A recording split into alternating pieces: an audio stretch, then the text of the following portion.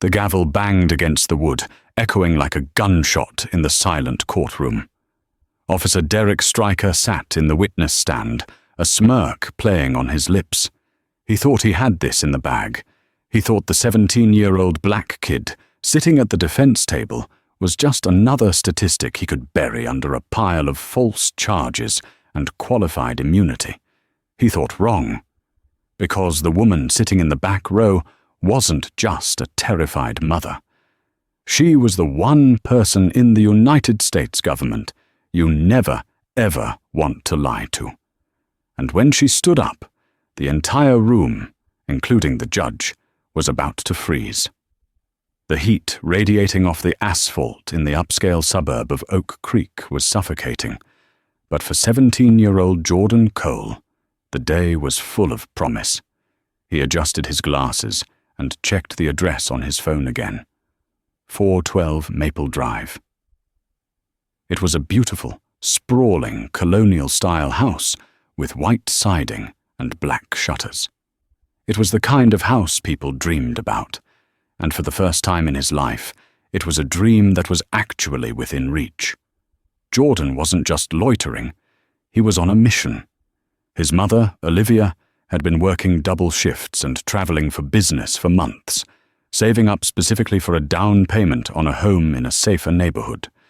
She couldn't make the final viewing today because of a work emergency, so she had sent Jordan to take detailed photos of the exterior and the landscaping. He lifted his phone, snapping a picture of the overgrown oak tree in the front yard. He smiled, imagining a tire swing there for his little cousins. "Hey, you!" The voice was sharp, cutting through the humid air like a serrated knife. Jordan flinched, lowering his phone. A black and white cruiser had pulled up silently to the curb behind him. The window rolled down, revealing the aviator sunglasses and tightly set jaw of Officer Derek Stryker.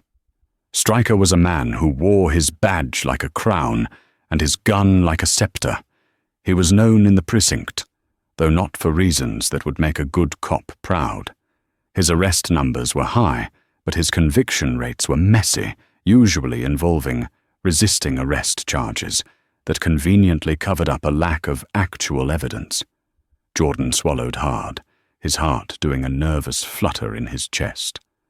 "Good afternoon, officer," he said, trying to keep his voice steady. His mom had taught him the drill 1,000 times. Be polite. Keep your hands visible. Don't run. Stryker opened the car door and stepped out. He was a big man, bulky with muscle that had slowly turned to dough, his hand resting casually, too casually, on his holster. "What do you think you're doing, son?" "I'm just taking some photos of the house, sir," Jordan explained, gesturing slightly with his phone. "My mum is looking to buy it. We have a viewing scheduled for—" "Buy it!"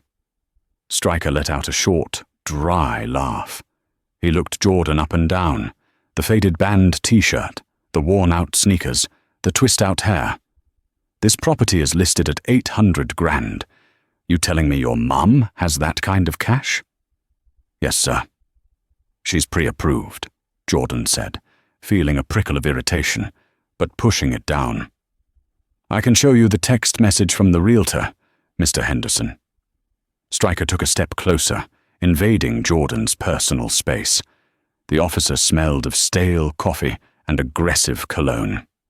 "I don't need to see your texts. We've had reports of guys casing houses in this neighborhood, looking for open windows, checking for alarm systems. You fit the description." Jordan frowned. "What description? A teenager with a phone?" "Watch your mouth," Stryker snapped, his face hardening. "I asked you a question. What are you doing here? And don't give me that fairy tale about buying the place." "I told you the truth," Jordan insisted, his grip on his phone tightening. "I'm not doing anything wrong. If you call the realtor, he'll vouch for me." "I'm not calling anyone," Stryker said, reaching out and snatching the phone from Jordan's hand. "Hey, that's my property!" Jordan yelled, stepping forward instinctively before catching himself. Stryker grinned. He looked at the locked screen, then looked back at Jordan.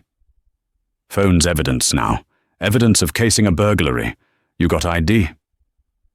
I'm a minor, Jordan said, his voice trembling now. I don't have a license yet. My student ID is in my backpack. Backpack, Stryker muttered, eyeing the bag at Jordan's feet. Probably got tools in there. Crowbars? Screwdrivers? It's books, officer. I have AP history homework. Turn around, Stryker commanded, unclipping the handcuffs from his belt. The metal jingled ominously. Put your hands behind your back. For what? Jordan pleaded, panic rising in his throat. I didn't do anything. You can't just arrest me for standing on a sidewalk. I'm arresting you for loitering, suspicion of intent to commit burglary, and failure to comply with a lawful order. Stryker recited the list as if reading a grocery list. He spun Jordan around roughly, shoving him against the hood of the cruiser. The metal burned against Jordan's cheek. You're making a mistake, Jordan gasped, as his arm was wrenched behind him painfully. My mum. You really don't want to do this. She works for the government. Stryker laughed again, clicking the first cuff onto Jordan's wrist. Yeah? What is she? A mail carrier. Tell her I said, neither snow nor rain nor gloom of night is going to save you from a night in the tank. The ride to the 4th Precinct was a blur of humiliation. Jordan sat in the back of the cruiser, the hard plastic seat digging into his spine, his hands numb from the tight cuffs. He watched the familiar streets pass by, wondering how a sunny afternoon had turned into a nightmare so quickly. He tried to count the seconds to keep himself calm.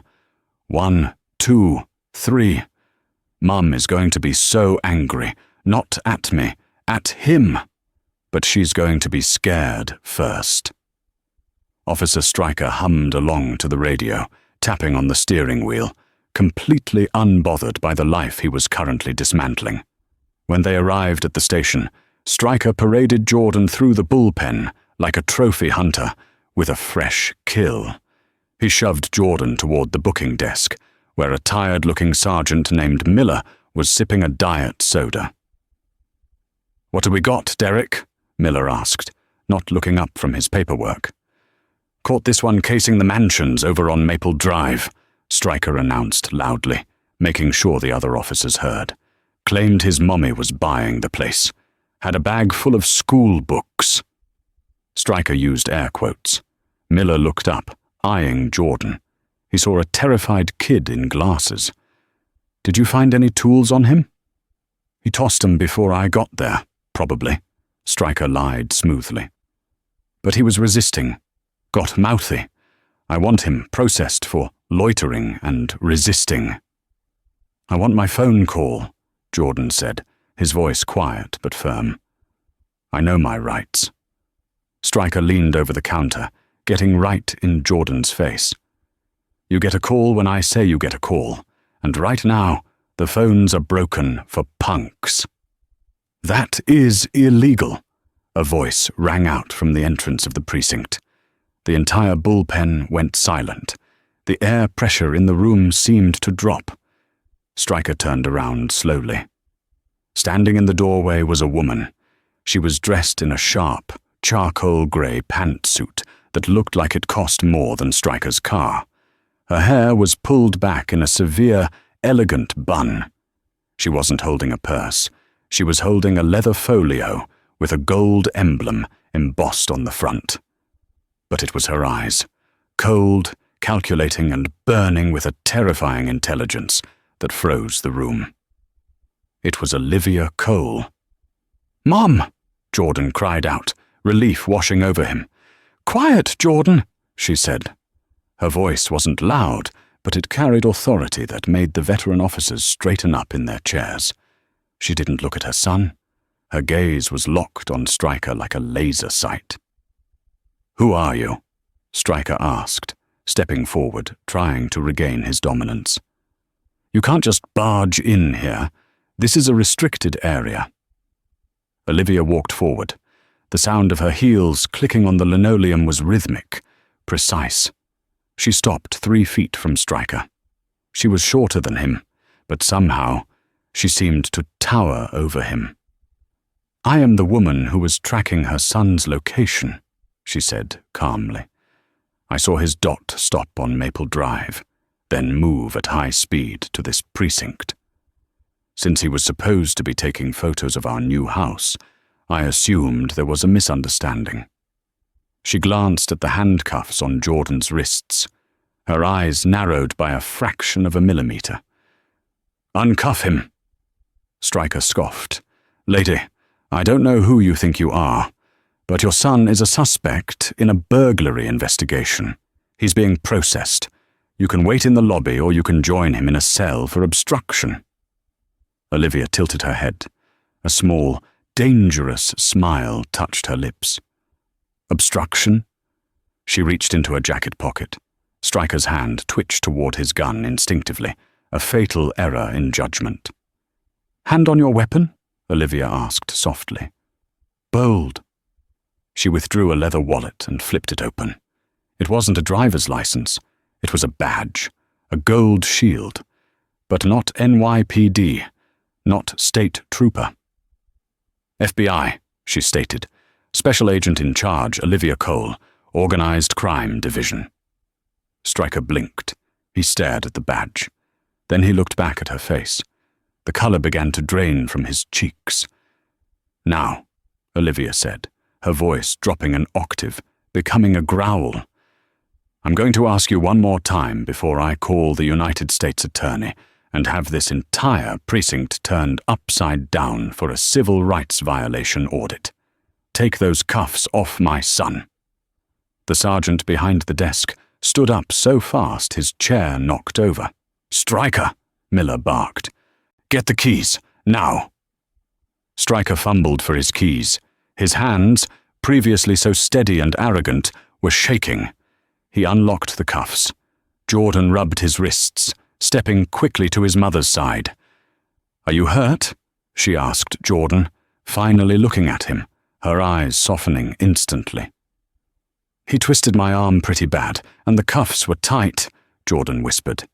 "He broke my phone, Mum. He said he didn't care who you were." Olivia looked back at Stryker. The softness vanished. "You broke his phone." It was evidence," Stryker stammered. He fit a profile." "A profile," Olivia repeated. She pulled out her own phone. "Sergeant Miller, is it?" "Yes, ma'am," the desk sergeant said, sweating. "I want the body cam footage from Officer Stryker's interaction with my son preserved immediately. If 1 second of it goes missing, I will personally ensure you are demoted to guarding a parking lot in Staten Island. Do we understand each other?" "Yes, ma'am, absolutely." "Good." She put a hand on Jordan's shoulder. "We're leaving. My lawyer will be in touch." You can't just take him," Stryker blurted out, his ego unable to accept the defeat. "I already filed the arrest report. It's in the system. Resisting arrest. He has to see a judge." The room went deadly silent again. Sergeant Miller looked at Stryker like he had a death wish. Olivia stopped. She turned back slowly. "You filed it?" "It's in the system," Stryker said, crossing his arms, a desperate smirk returning. "Procedure is procedure, Agent. I don't care if you're J. Edgar Hoover. Once he's booked, he goes to court." Olivia stared at him for a long, agonizing moment. Then she nodded. "Fine," she said. "You want to go to court? Let's go to court. But I promise you, Officer Stryker, by the time I am done with you, you won't just lose your badge. You'll lose your freedom." She guided Jordan out the door. As the heavy doors swung shut, Stryker let out a breath he didn't know he was holding. "You idiot," Miller hissed at him.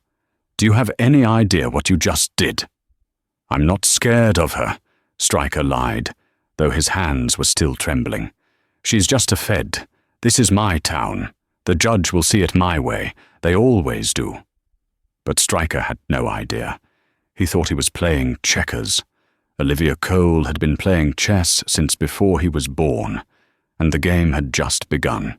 3 weeks had passed since the incident on Maple Drive, and the atmosphere in the Cole household was heavy with the static of impending war. Olivia Cole sat in her home office, the glow of 3 computer monitors illuminating her face. The room was a fortress of information. Stacks of case files, usually reserved for tracking international money laundering or cartel movements, were replaced with something far more local and far more rot: the personnel file of Officer Derek Stryker. A knock at the door broke her concentration. "Come in," she said, without looking away from the screen. Atticus Ace Sterling walked in. Ace was a man who looked like he had been born in a 3-piece suit. He was one of the top civil rights defense attorneys in the state, a man who didn't just practice law, he performed it. He carried a leather briefcase that cost more than Stryker's annual salary. "You look tired, Liv," Ace said, setting his briefcase down on the mahogany desk. "Tell me you're getting some sleep." "I'll sleep when that man doesn't have a badge," Olivia replied, her voice tight. She spun her chair around. "What do we have on the judge?" Ace sighed, sitting in the leather armchair opposite her. "Judge Harlan Thorne. He's old school. Law and order type. In the last 5 years, he's presided over 40 cases involving allegations of police misconduct. Do you know how many times he ruled against the officer?" "0?" Olivia guessed. "Once?" Ace corrected. "And that was because the officer showed up to court drunk. Thorne protects the blue, Olivia. He sees himself as the goalkeeper preventing anarchy. Stryker knows this. That's why he didn't drop the charges. He thinks Thorne is his safety net." Olivia's eyes narrowed. "Safety nets have holes. We just need to find them."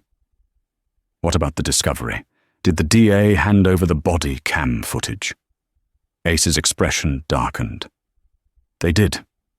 But there's a problem. The video from Stryker's camera is corrupted. The file plays for the first 30 seconds, just him driving, and then cuts to black right when he approaches Jordan. The audio is gone too. They're claiming a technical malfunction due to hardware failure." Olivia slammed her hand on the desk, the sound sharp and sudden. "Convenient. Just like it malfunctioned for the 3 other complaints filed against him in 2021 and 2023. "Exactly," Ace said. "I dug into those ghost files you found.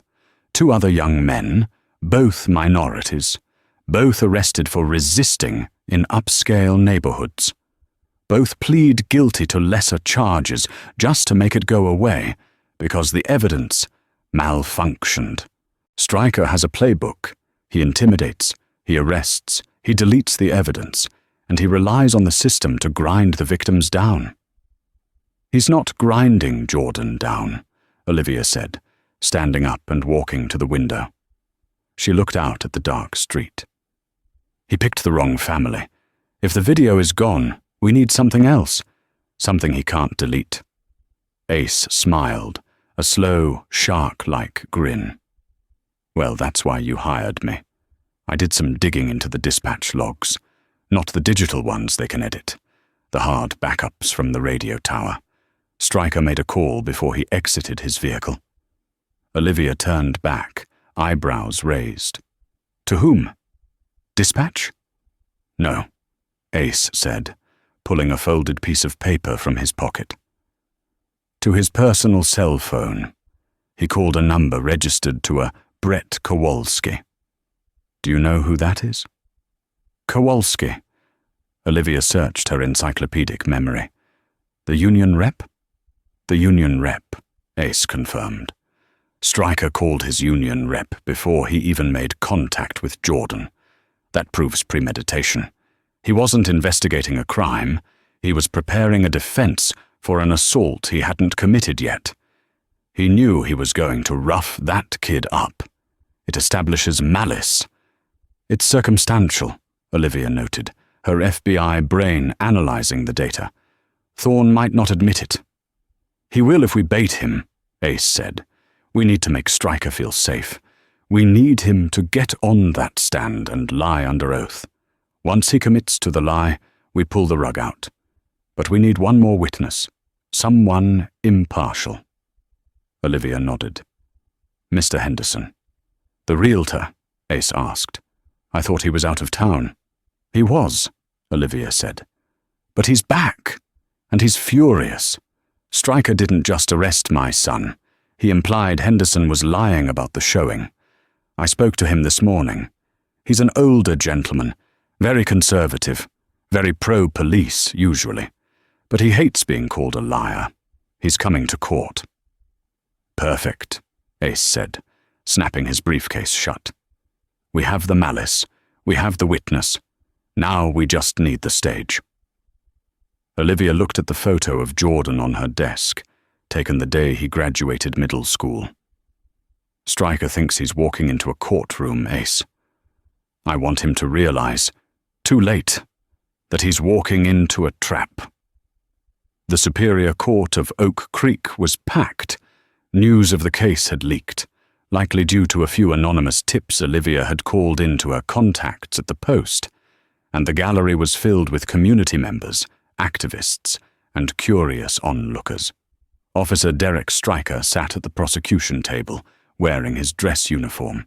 His brass buttons were polished to a shine, his hair was freshly cut, and he projected an image of calm, dutiful service. Next to him was Gavin Reed, the assistant district attorney. Reed looked bored, shuffling papers, treating this like a routine traffic violation. On the other side of the aisle, Jordan sat next to Ace Sterling.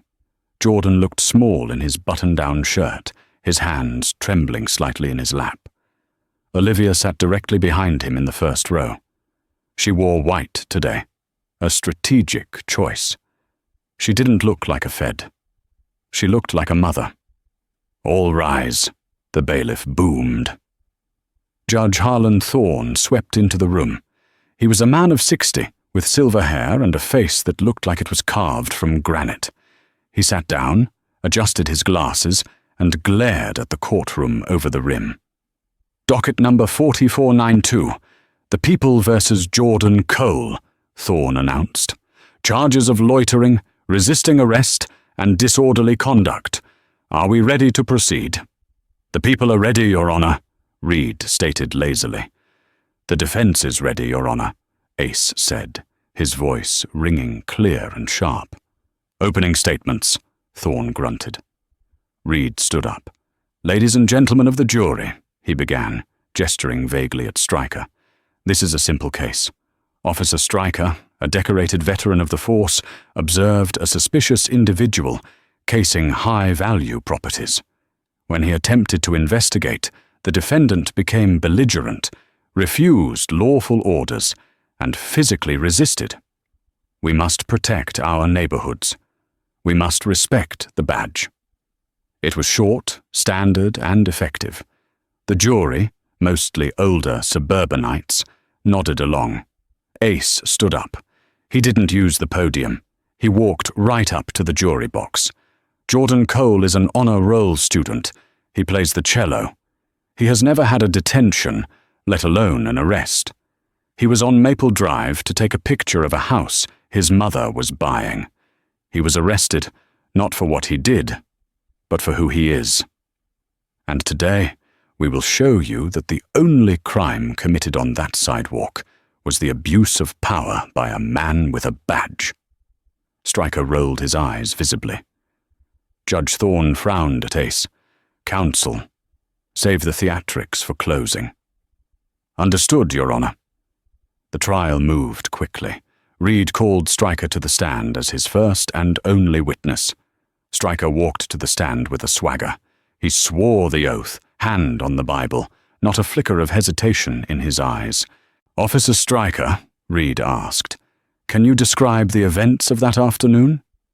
Yes, Stryker said, his voice deep and commanding. I was on patrol. I observed the suspect standing on the sidewalk for approximately 20 minutes. He was taking photos of windows, specifically security cameras.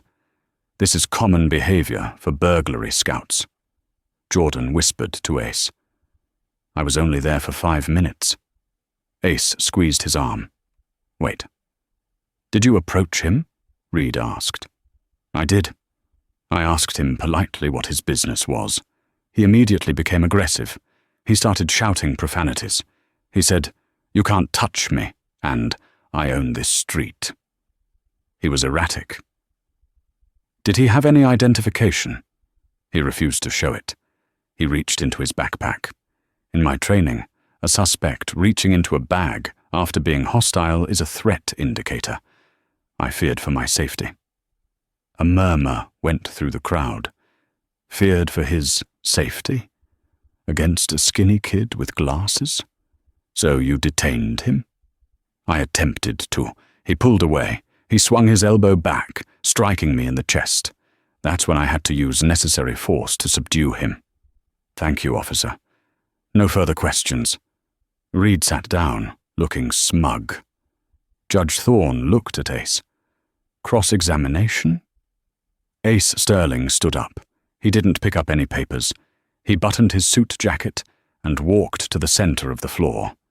He stared at Stryker for a long, uncomfortable silence.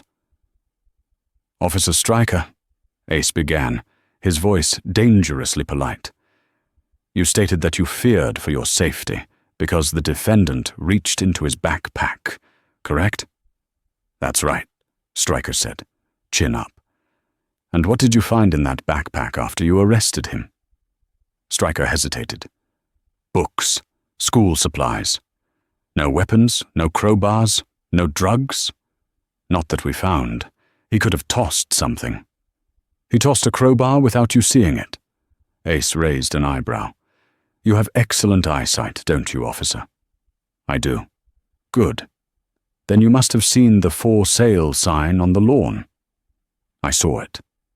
And you must have seen the defendant's phone screen when you snatched it from his hand. What was on the screen? I didn't see anything. The screen was black. Interesting, Ace said. He walked back to his table and picked up a single piece of paper. Because, according to the digital forensic report of the phone, which we had to pay to repair after you smashed it, the screen was active at the exact moment of your interaction. It was displaying a text message thread with Mr. Henderson, Realtor. The last text, sent 2 minutes prior, read, Take a pic of the oak tree for your mum. Stryker shifted in his seat. I didn't see it. Of course, Ace said. Let's talk about the arrest. You said Jordan struck you with his elbow. He did. Right in the chest. And yet, Ace gestured to the empty air. We cannot see this assault, because your body camera malfunctioned. Is that correct? Technology fails, Counselor. It's unfortunate. Unfortunate indeed, Ace agreed. Just like it failed in the case of State versus Miller in 2021, where you were the arresting officer, and State versus Diaz in 2023. Objection, Reed shouted, standing up. Relevance. Prior cases are not on trial here. Sustained, Judge Thorne barked. Mr. Sterling, stick to the incident in question. Ace didn't flinch. Very well. Let's stick to this incident.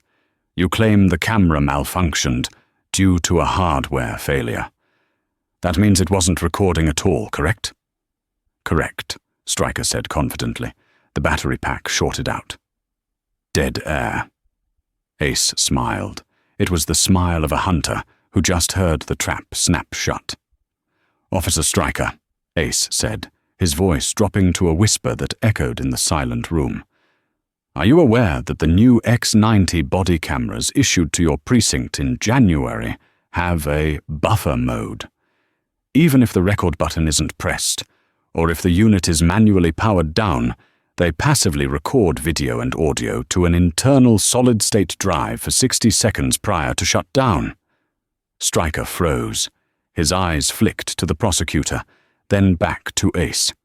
I wasn't aware of the technical specs. We subpoenaed the manufacturer, officer, Ace said, his voice rising, thundering now. We didn't get the footage from the cloud. We got it from the chip inside your camera. The one you didn't know existed. The one that didn't malfunction. Ace turned to the judge. Your Honor, I would like to introduce Defense Exhibit A, the restored body cam footage of Officer Derek Stryker. Stryker's face turned a pale, sickly shade of grey.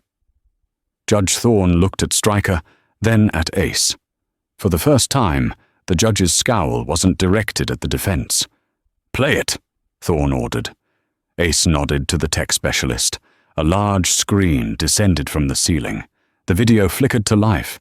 It was shaky, but the audio was crystal clear. "You telling me your mum has that kind of cash?" Stryker's voice sneered from the speakers. "Yes, sir. She's pre-approved." Jordan's polite, terrified voice. "I don't need to see your texts." The courtroom watched in stunned silence as the video showed Jordan complying perfectly. They watched Stryker snatch the phone. They watched and heard Stryker say, "Tell her I said, neither snow nor rain, nor gloom of night is gonna save you from a night in the tank." And then, the kicker. The video showed Jordan turning around. His hands were in the air. He did not swing his elbow. Stryker grabbed him, slammed him into the hood, and then, clearly and undeniably, Stryker reached down and turned off his own camera. The screen went black.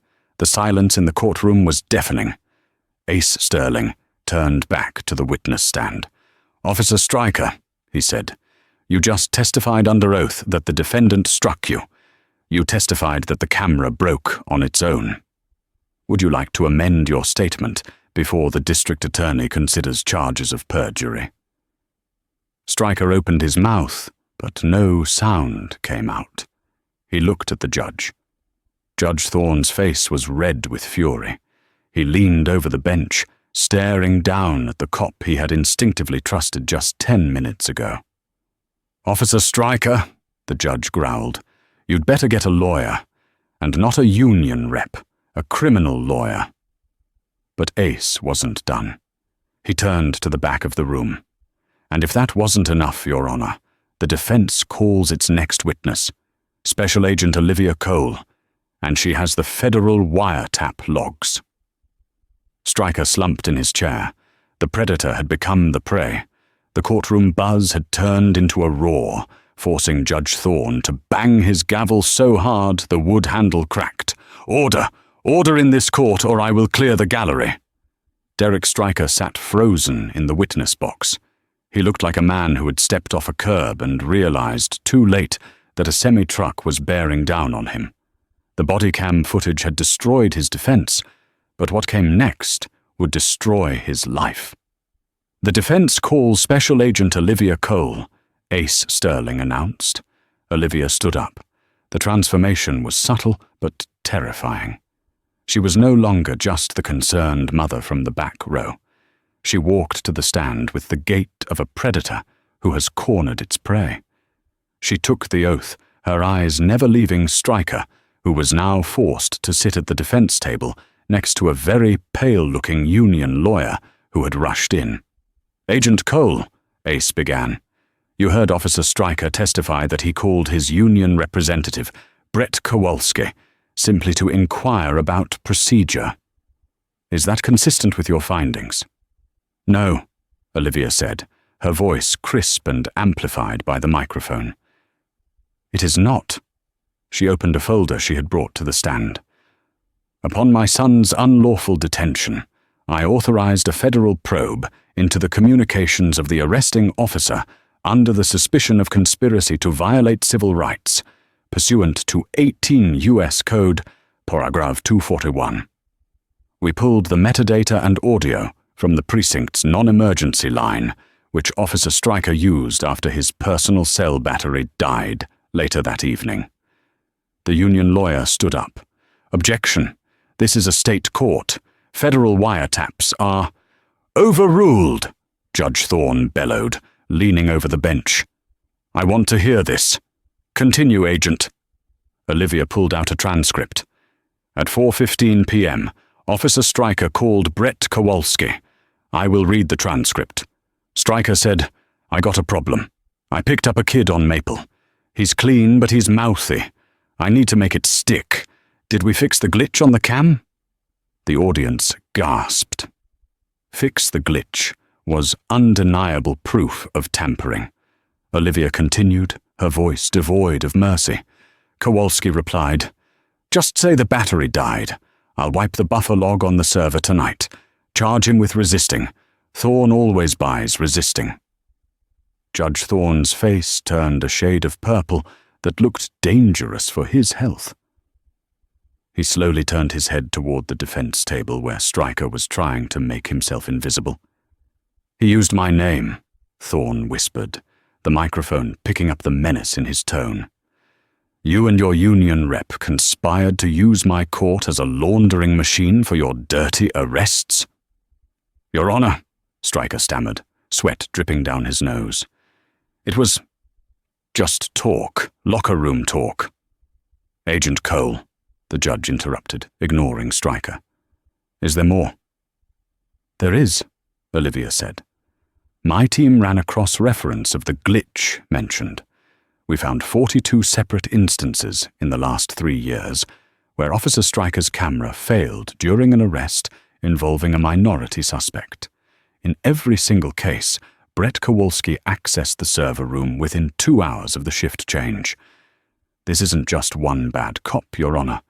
It is a racketeering enterprise designed to manufacture convictions and collect overtime pay for court appearances. The courtroom erupted. This wasn't just about Jordan anymore.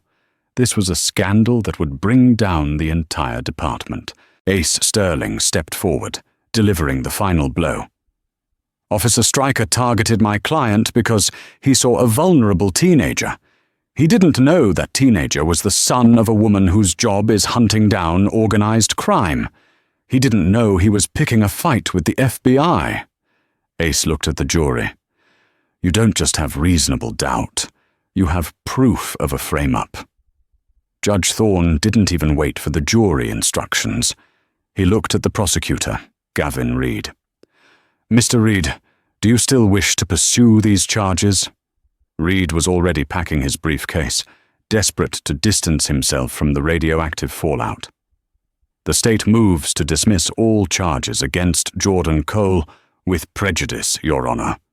Immediately." "Granted," Thorne slammed the gavel. "Jordan Cole, you are free to go, but Officer Stryker, you are not." The sound of Judge Thorne's gavel hitting the wood didn't just end the trial, it signaled the beginning of the end for Derek Stryker. The echo hadn't even faded when the heavy oak doors at the back of the courtroom burst open with a violence that made the gallery jump. 4 men strode into the room.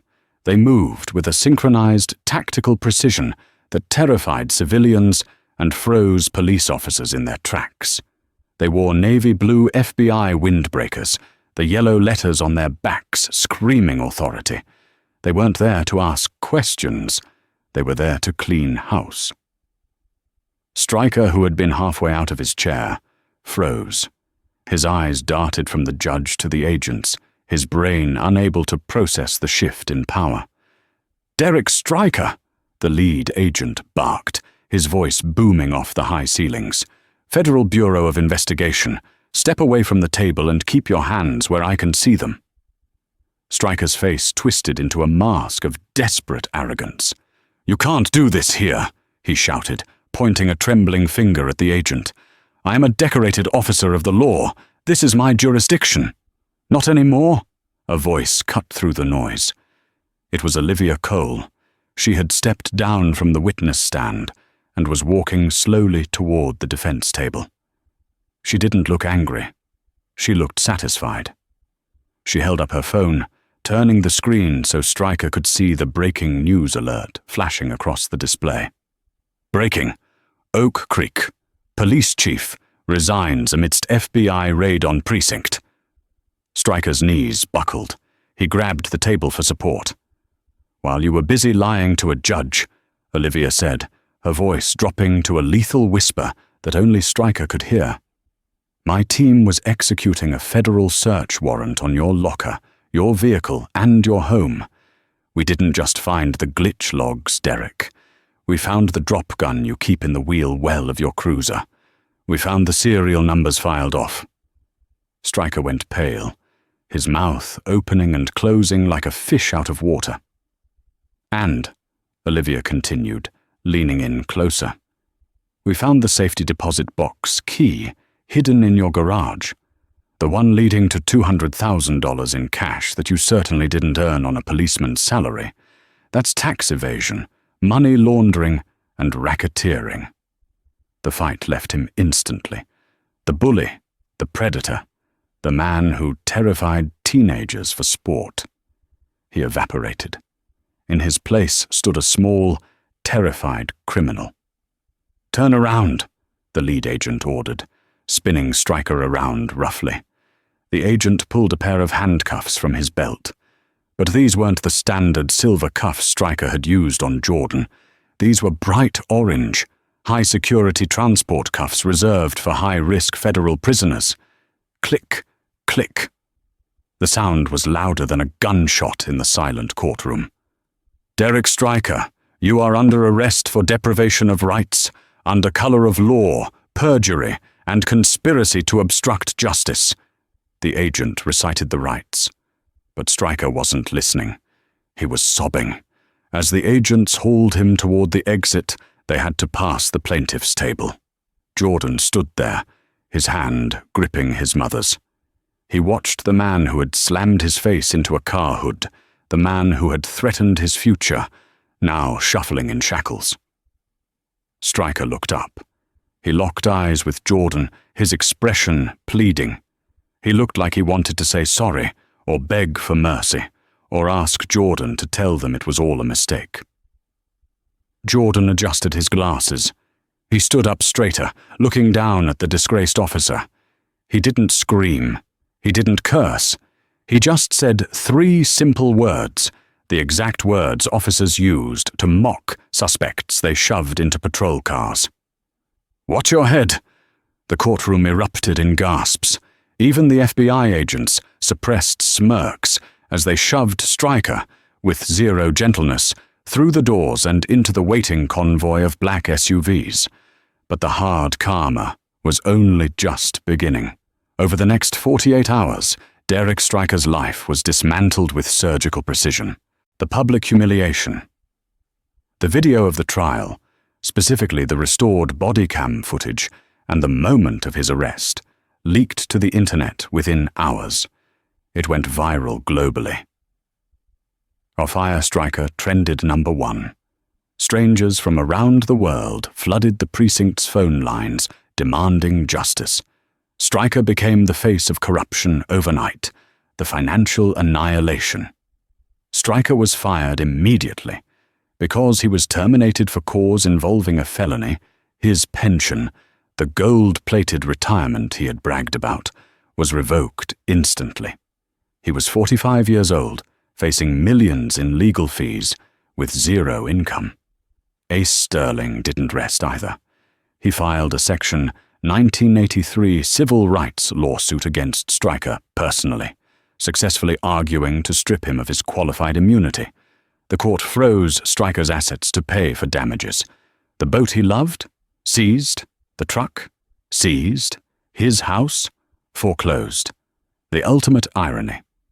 2 days later, Derek Stryker was processed into the Federal Detention Center.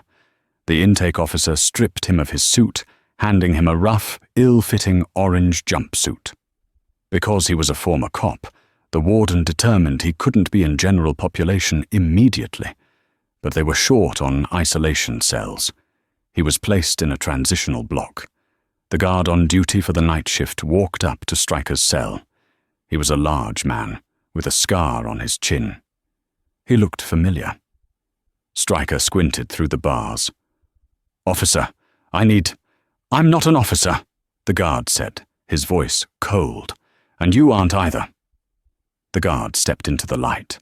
It was Marcus, a man Stryker had arrested 3 years prior on trumped-up charges. Stryker had ruined Marcus's credit and cost him his job. Now, Marcus held the keys. Marcus looked at Stryker, then at the control panel. "Lights out, inmate," Marcus said, a small, dark smile playing on his lips. He flipped the switch. The cell plunged into total darkness. Stryker curled up on the thin mattress, the sound of the heavy metal door locking echoing in his ears. He was trapped in a cage of his own making, surrounded by the ghosts of the lives he had ruined. And for the first time in his life, there was no badge to save him. 6 months later, the autumn leaves were turning a brilliant shade of gold along Maple Drive. The air was crisp, smelling of wood smoke and damp earth. The house at 412 Maple, the very property that had sparked a nightmare, was now undeniably a home.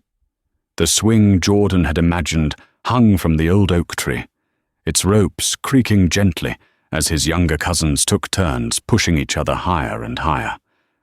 Jordan sat on the porch, a thick textbook open on his lap. But his eyes weren't on the pages. He was watching the street.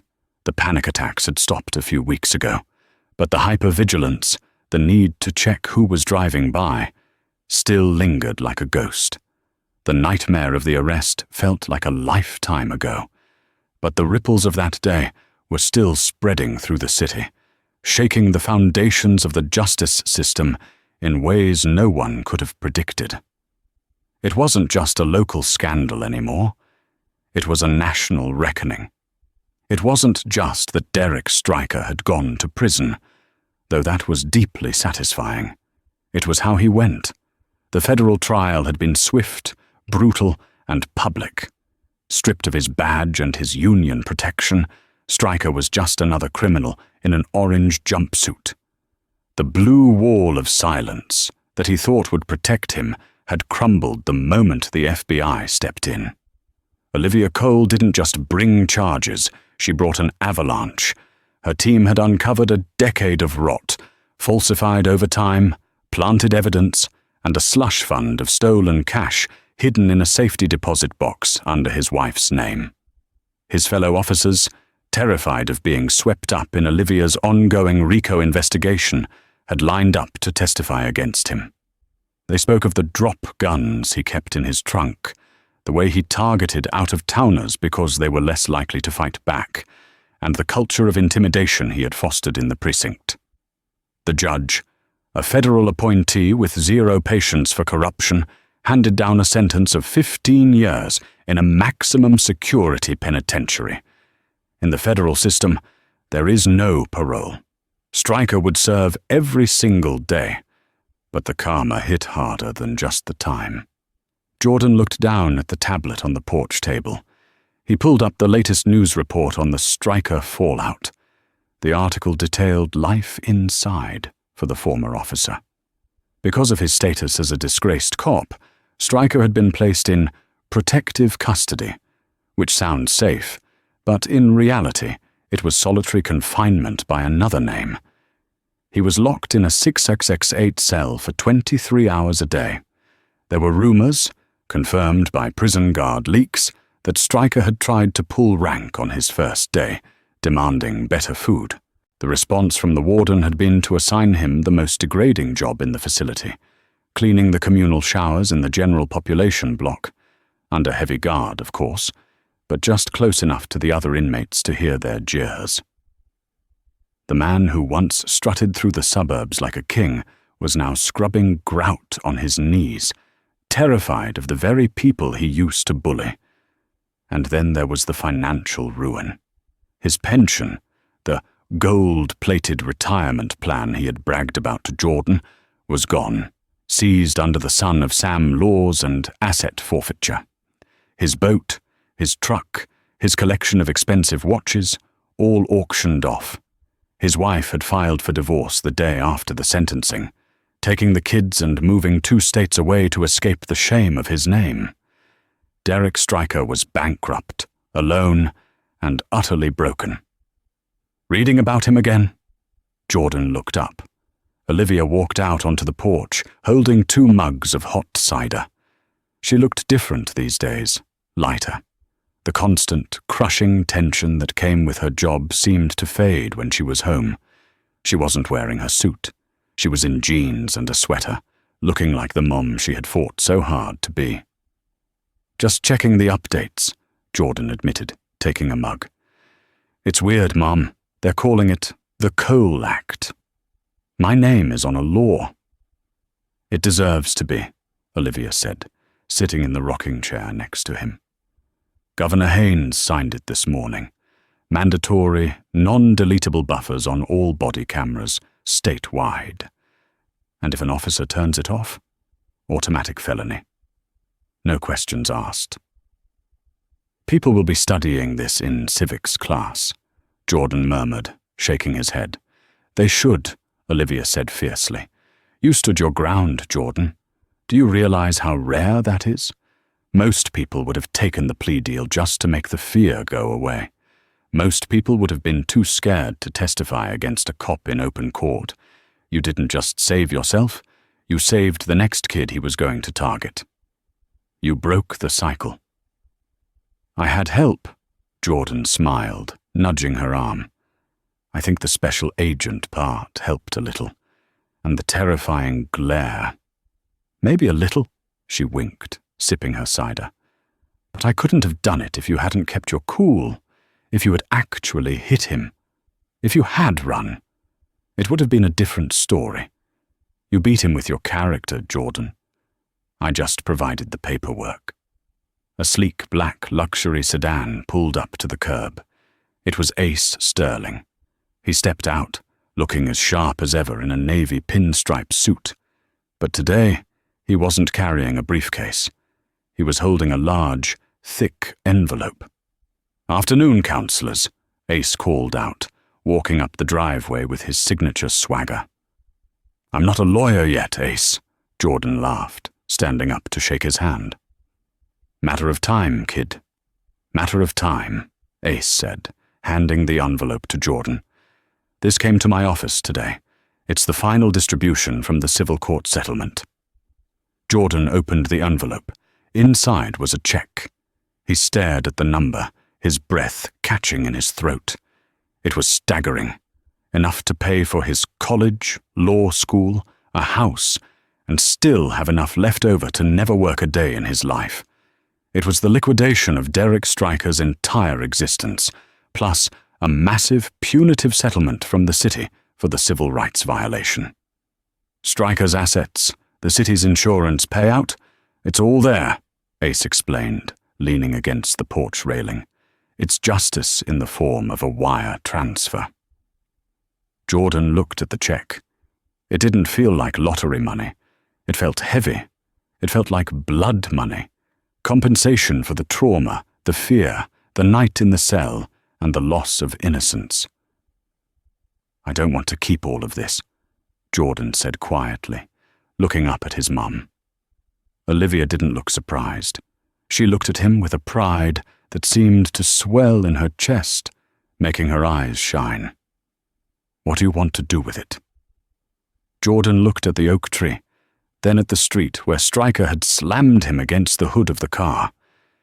He thought about the other kids Ace had mentioned, the ones who didn't have a mother with a badge or a lawyer like Ace. "I want to start a foundation," Jordan said, his voice gaining strength. "The Cole Defense Fund, for legal defense, for people who get stopped, harassed, or falsely accused and can't afford a real fight. I want to make sure that the next time a Stryker tries to bully someone, there's an Ace Sterling waiting for them. Paid for by this check." Ace grinned, a wide, genuine smile that reached his eyes. He clapped Jordan on the shoulder. "The Cole Defense Fund has a nice ring to it. I'd be honored to sit on the board, and I'll handle the incorporation paperwork pro bono." "Do it," Olivia said, reaching over to squeeze Jordan's hand. "Make him pay for the defense of the very people he tried to oppress. That is the ultimate justice." As the sun began to set, casting long, golden shadows across the beautiful lawn of 412 Maple Drive, the fear that had started this journey was gone. It was replaced by something stronger, something unbreakable. Miles away, Derek Stryker sat on the edge of his cot, staring at a blank concrete wall. The lights were about to go out for the night. He was hungry, tired, and profoundly alone. He had underestimated the boy in the band t-shirt. He had assumed that power only belonged to the men with the badges and the guns. He never realized that the greatest power in the world isn't force. It's the truth, weaponized by a mother's love and a son's courage.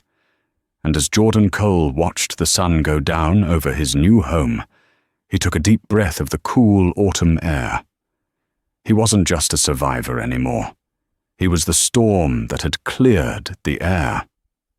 And that is the story of how one corrupt officer learned the hard way that you never judge a book by its cover, and you certainly never mess with a mother who carries a federal badge. Derek Stryker thought he was the predator, but he walked right into a trap set by a family that refused to be victims.